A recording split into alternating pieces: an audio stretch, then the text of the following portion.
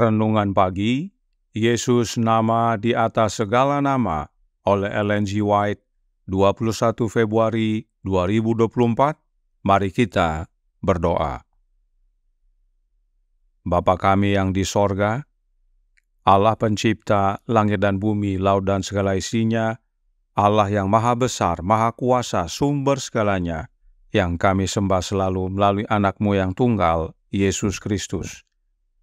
Terpujilah Yesus, anak Allah yang maha tinggi, yang olehnya segala sesuatu telah diciptakan. Pada pagi hari ini kami bersyukur boleh bangun dan berbakti, dan sebagaimana membaca dan mendengarkan nasihat firman-Mu, kiranya ini menjadi pembaharuan bagi kami semua untuk mengingat pencipta kami. Beserta kami sepanjang perbaktian ini, kehendak-Mu yang jadi. Ampun kami akan dosa dan salah, karena kami berdoa hanya dalam nama Anak Allah yang tunggal, Yesus Kristus, yang adalah Tuhan dan Juru Selamat kami. Amin. Renungan hari ini akan dibacakan oleh Oma Tice Ayorbaba. Kepada Oma Tice, kami persilahkan. Terima kasih. Selamat pagi saudara-saudaraku yang dikasihi Tuhan Yesus, di mana saja saudara berada. Bacaan renungan pagi hari ini, hari Rabu, tanggal 21 Februari tahun 2024, berjudul Pencipta. Ayat tema terdapat di dalam Matius pasal 13 ayat yang ke-35 yang berbunyi, "Aku mau mengucapkan hal yang tersembunyi sejak dunia dijadikan." Kitab suci berkata, semuanya itu disampaikan Yesus kepada orang banyak dalam perumpamaan, supaya genaplah firman yang disampaikan oleh Nabi. Aku mau membuka mulutku, mengatakan perumpamaan. Aku mau mengucapkan hal yang tersembunyi sejak dunia dijadikan. Matius 13 ayat 34 dan 35. Hal-hal alami merupakan sarana bagi hal-hal rohani. Hal-hal yang bersifat alamiah dan pengalaman hidup para pendengarnya dihubungkan dengan kebenaran firman yang tertulis. Dengan demikian, mengarahkan dari hal-hal di alam kepada kerajaan rohani.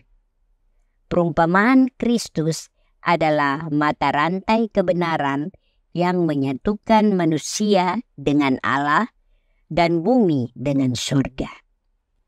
Dalam ajarannya yang berasal dari alam, Kristus berkata tentang benda-benda yang dijadikan oleh tangannya sendiri dan yang mempunyai sifat-sifat serta kuasa-kuasa yang diberikannya sendiri. Dalam kesempurnaan aslinya, semua ciptaan merupakan ungkapan dari pikiran Allah.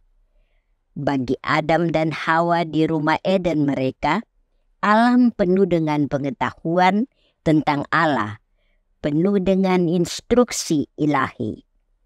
Kebijaksanaan berbicara kepada mata dan diterima di dalam hati karena mereka bersekutu dengan Allah dalam karya ciptaannya. Segera setelah pasangan suci itu melanggar hukum yang maha tinggi, sinar wajah Allah hilang dari wajah alam. Bumi sekarang sudah rusak dan tercemar oleh dosa. Namun, bahkan dalam keadaan rusak, banyak hal indah yang masih tersisa. Pelajaran yang diberikan Allah tidak dihapuskan. Dipahami dengan benar, alam berbicara tentang penciptanya. Pada zaman Kristus, pelajaran-pelajaran ini telah dilupakan. Pria dan wanita hampir tidak lagi bisa membedakan Allah dalam pekerjaannya. Keberdosaan umat manusia telah mengaburkan wajah indah ciptaan, dan bukannya mewujudkan Allah, pekerjaannya justru menjadi penghalang yang menyembunyikannya. Manusia memuja dan menyembah makhluk dengan melupakan penciptanya. Dengan demikian, orang-orang kafir, pikiran mereka menjadi sia-sia dan hati mereka yang bodoh menjadi gelap. Roma 1 ayat 25 dan 21. Jadi di Israel, pengajaran manusia telah menggantikan pengajaran Allah. Bukan hanya hal-hal yang sifatnya alamiah, namun persembahan korban dan kitab suci itu sendiri. Semuanya diberikan untuk menyatakan Allah, ditukar sedemikian rupa sehingga menjadi sarana untuk menyembunyikan Dia. Christ Object Lessons halaman 17 dan 18. Demikianlah renungan pagi hari ini. Terima kasih. Kiranya Tuhan Yesus memberkati kita semua. Amin. Terima kasih atas penata layanan Omak Tice. Tuhan Yesus memberkati. Selamat pagi saudaraku dalam Tuhan. Kebenaran tentang pencipta penting sekali dipahami. Ada berapakah yang disebut pencipta? 1, 2, atau 3? Alkitab berkata dalam Maleakhi 2 ayat 10 yang berbunyi, "Bukankah kita sekalian mempunyai satu Bapa? Bukankah satu Allah menciptakan kita? Lalu, mengapa kita berkhianat satu sama lain dan dengan demikian menajiskan perjanjian nenek moyang kita?" Ada satu Allah yang menciptakan, dan Dia adalah Bapa kita. Bagaimanakah Bapa menciptakan? Paulus menolong kita dalam Ibrani 1 ayat 1 dan 2 yang berbunyi, "Setelah pada zaman dahulu Allah berulang kali dan dalam pelbagai cara berbicara kepada nenek moyang kita dengan perantaraan nabi-nabi, maka pada zaman akhir ini Ia telah berbicara kepada kita dengan perantaraan anaknya, yang telah Ia tetapkan sebagai yang berhak menerima segala yang ada. Oleh Dia, Allah telah menjadikan alam semesta."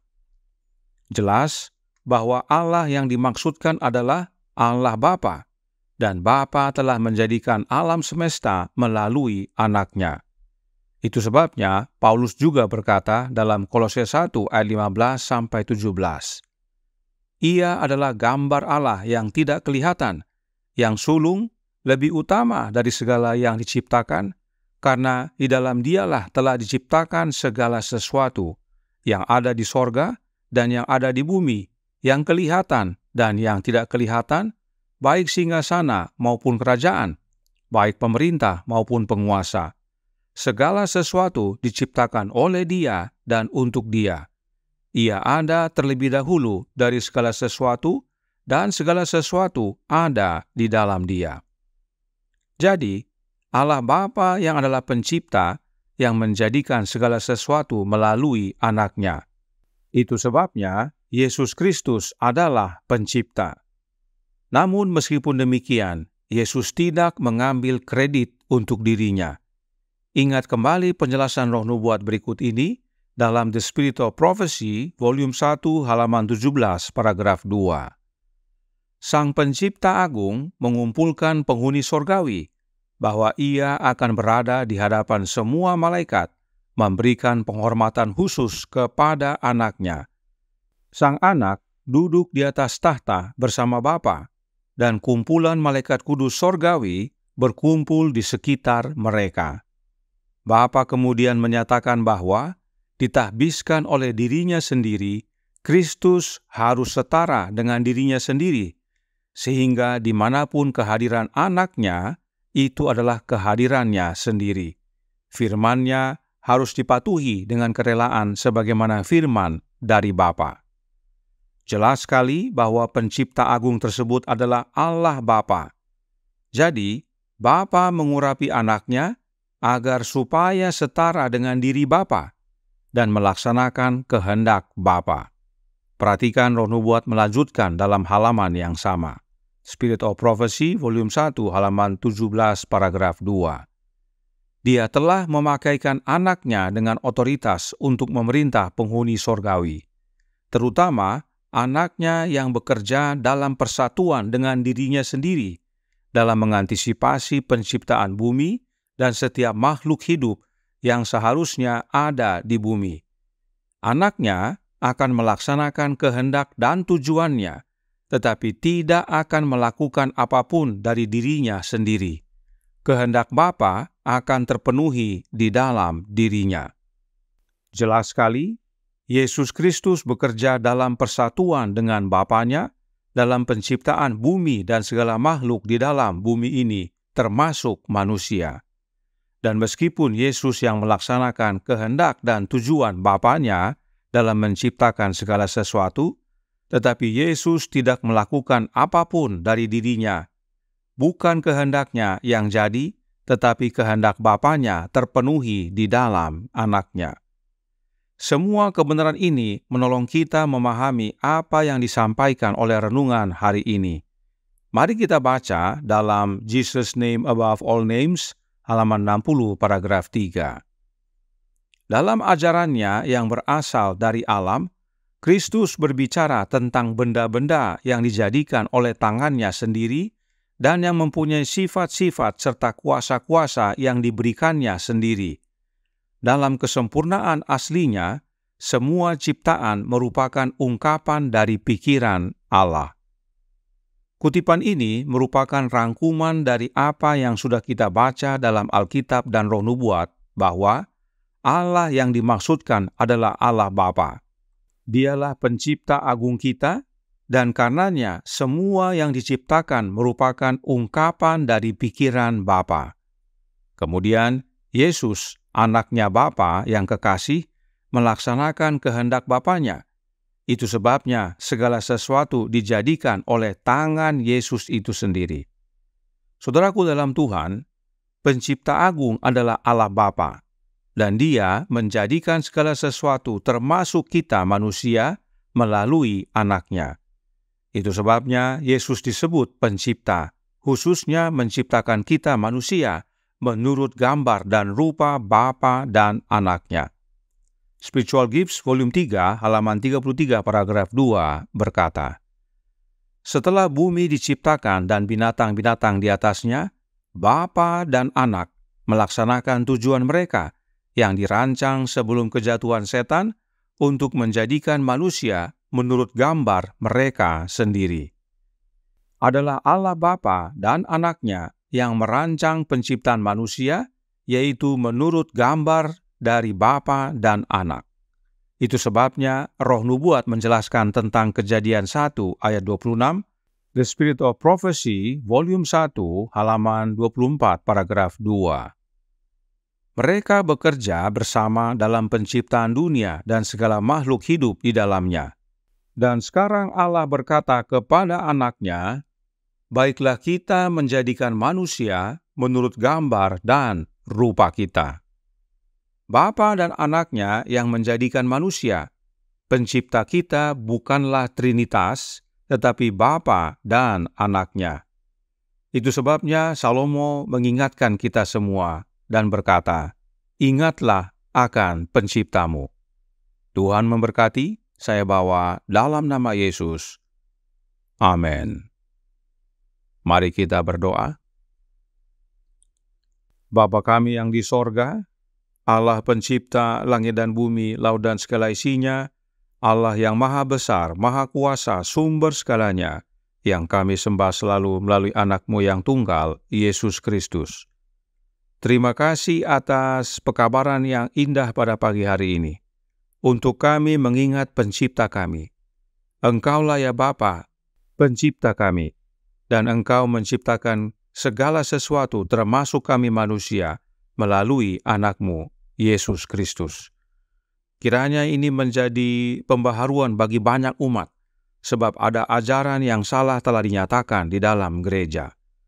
Karenanya, tolong kami ya Bapa, curahkan roh anak-Mu dalam hati ini, dan biarlah umat-umat-Mu mau membuka hati agar Kristus masuk, sehingga oleh kehadiran Kristus dalam hidup kami semua dituntun ke dalam seluruh kebenaran, dan kebenaran itu tidak hanya memerdekakan, tapi membawa kehidupan yang kekal dalam kehidupan kami, hingga pada akhirnya saat Yesus datang kedua kali, kami dapat bertemu dengan Bapa dan Anak yang telah menjadikan alam semesta.